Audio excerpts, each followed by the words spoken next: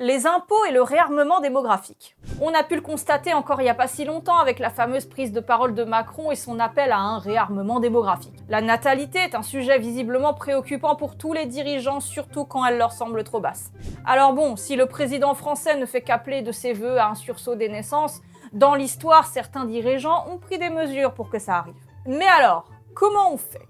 Dans l'Italie fasciste des années 20, Mussolini est très préoccupé par la petite taille de la population italienne en comparaison de celle de ses voisins.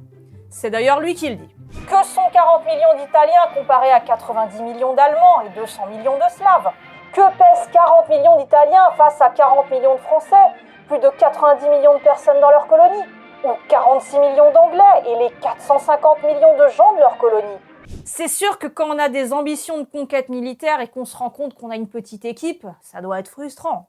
Pour changer ça, il décide de mettre en place un impôt sur les hommes célibataires. Bah oui, si tu veux pas payer l'impôt, tu te maries, et quand tu te maries, tu fais des bébés.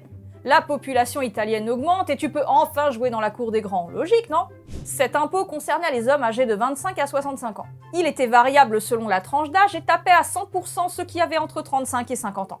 Même si l'idée de Benito lui semblait formidable, ça vous étonnera pas trop de savoir que ça n'a pas du tout fonctionné. Ça a même eu l'effet inverse. Durant la période où cet impôt était en place, de 1927 à 1943, le nombre de naissances en Italie a baissé. Je pense que le contexte de guerre en Europe motivait pas forcément les gens à faire des bambini. Alors oui, ça peut sembler être une anecdote de guerre un peu folle, une idée comme seuls les dictateurs de cette période pouvaient avoir, mais en fait, non.